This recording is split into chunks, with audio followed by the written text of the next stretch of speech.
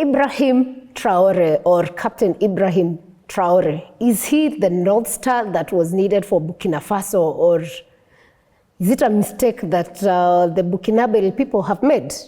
Very interesting question, and something to think about because of all the things that we keep seeing and watching and learning and seeing clips about it.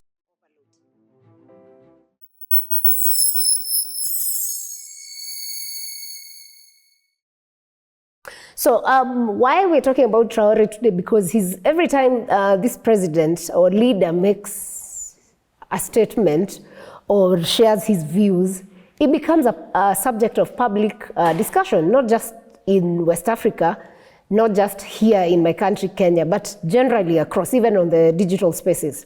So Traore came into power after leading a coup that ousted President Paul Damiba in September 2022.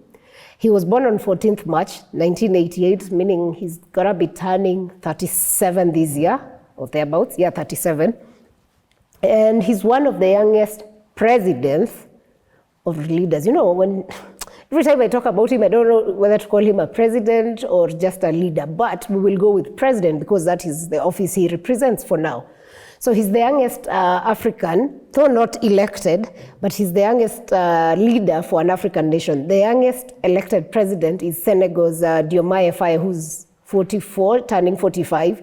But of course now Ibrahim being 37 makes him the youngest.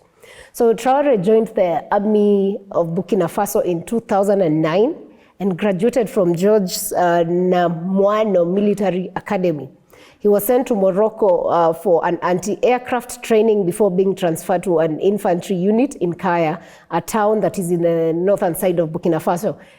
Hence why the name captain, because he's actually a captain, like a plane. What are they called? Aviation captain. He's an aviation captain. So that's where the name came from. It's not a name that he just picked from the streets. So in 2014, Traore was promoted to a lieutenant, and with this, he joined the United Nations Multidimensional Integrated Stabilization Mission in Mali. So this is the corps who are helping Mali fight insurgents, and in short form, it's MINUSMA, which is a United Nations peacekeeping force involved in the Mali war. So he was among the soldiers that were fighting in this war. So the United Nations Multidimensional Integrated Stabilization Mission in Mali cited, like they said, Captain Traore was one of the best soldiers who showed courage during major rebel attacks in Timbuktu region in 2018. So imagine this guy leading a nation now was one of the best soldiers during a fight in Mali. So if he could do that to insurgents in Mali, you can imagine him being at the helm of his country, how much more he can do for his nation, yeah? I mean, there's pride when you lead your own nation. And if he was doing this for another country, I believe he has the best interest. These are very personal opinion and bias. He has the best interests for his nation, whether democratically elected or not, yeah? Whether he's a coup leader or not, which he is a coup leader, yes, which we appreciate. So he subsequently returned to Burkina Faso, where he assisted in operations against the escalating jihadist insurgency. I mean, West Africa and generally Burkina Faso has struggled with jihadists, which up to date is one of the things he has sort of managed to sort, although still it's a struggle for Burkina Faso, the jihadist insurgency, but so far there's improvement. So after that, he was promoted to a captain in 2020. When the world was struggling with COVID attacks, Traore just became a captain because of, his input in the army and in the war. So he later claimed that he became disillusioned with his country's leadership around this time, as he saw the widespread lack of equipment of Burkinabe soldiers. This is because he participated, and this is something you even hear with soldiers who've gone to fight in other countries. I mean, we have Kenyan soldiers in Haiti at the moment. So, I mean, Kenya police. So it's something that has been raised. We cannot confirm or deny, but it's something that's in the talks, that's one of the things that's lacking. So even for Captain Traore, this is one of the things that frustrated him. But worse is that he mentioned something that is very familiar to Kenyans. They were lacking equipment, but on the other hand, politicians were handing out suitcases of money for bribery. Hi, Kenyans. I mean, by now, this is something you go through every day. We've gone through it until it hurts to the core, yeah? So he gradually became the spokesperson for soldiers who were stationed in the north and who are frustrated with their government. And then after that, he took over the president in a coup. I mean, after all these frustrations, I think these soldiers just sat down and decided, you know what, we can't keep watching, just sit watch as a nation went down. They decided, you know, we're done with this, and let's have a coup. I mean, but anyway, generally, West Africa, I think coups it's a thing. I mean, if you've not gone through a coup and you're in West Africa, must be a unique case. So he took over the presidency in a coup d'etat in October 2022 from his predecessor, Paul-Henri Damiba. But also the most interesting thing is that his predecessor had also ascended into power in January 2022 via a coup. So the predecessor ran for about 9 months. On the 10th month, these guys decided, no, this one is not taking us proper. But I think so far, I mean, there are attempts to bring him down. There have been attempts to bring him down via coups. They say there are more than 5 coups that have almost taken place, but he's managed to survive since 2022. So justifying why they were removing Damiba from office, Traore said that the embattled head of state had failed to tackle the perennial problem of insurgency, which is the fight against jihadists, which somehow he has stabilized. I mean, it's not 100%, but so far, doing good. In July 2023, Traore accompanied other 16 African heads of state to St. Petersburg in Russia for a meeting with President Vladimir Putin, who had organized the Russia-African Summit. And while there, which was, I think, the first time he was, because it was just almost a year into his presidency, he blasted African presidents, saying that the problem is seeing African heads of state who bring nothing to people who are struggling and singing the same song as the imperialists who call us militia.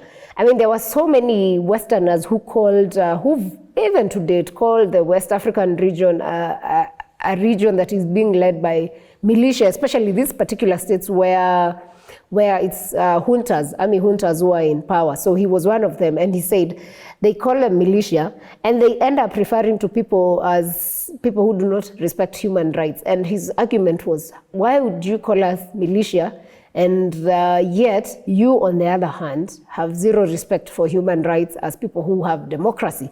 I mean, there's even a clip that has been going on online of Traore calling out leaders who allow abductions of the citizens, attacking of the citizens, and it's something that has gone very viral. And I think a lot of African presidents, and that clip has not sat well with them because it's across. I mean, even Kenya, just the other day, we had the abduction of Uganda's Kizza Besigye, the leader of opposition. The other day, we had the abduction of Maria, a critic of Tanzania's president. So it's not just a Kenyan thing, by the way. It's things that happen across Africa as a whole. And with that, those are the things that Traore was saying. You cannot have democracy in that aspect, then call out military leadership as militia, yet they don't do the same things that you're doing as democratic people. He even said that African leaders are happy to receive freebies. I mean, it's that we have seen. A lot of Africans survive on giveaways or donations or those things. But it's basically because we have refused to work on our systems, and our leadership is just there to enrich themselves and impoverish the people, the citizens generally. So that's something that that's a statement I relate with when he said it. So his people have been comparing his statements and his way of leadership with that of the former president, who also came to power, Thomas Sankara, through the same sort of statements. Because once he said, we African heads of state must stop acting like marionettes who dance each time the imperialists pull our strings. Let us feed our citizens.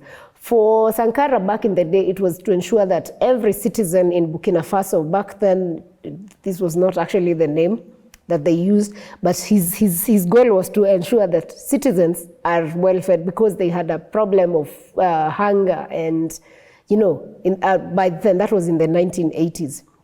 So something that's very interesting is that Traore had promised to return power to civilian authorities in Burkina Faso by July 2024. That's last year. We are in January 2025. That has not happened. However, in May 2024, the military government, of course, which he leads, announced that they would extend the junta rule for another 5 years. So from 2024, you add 5, that goes up to 2029, thereabouts. And he said that with what the signing agreement that they came up with, it also allows Traore to be able to run for president if he wants to. That's in the next 5 years. But they said if they're able to sort these issues before then elections could come earlier. But as is, the agreement is for 5 years. So basically, that's just a profile of who Traore is and why he attracts a lot of attention across Africa and the globe as a whole, yeah? So yeah, we will keep watching the happenings across Africa. We will keep watching the steps that Traore takes.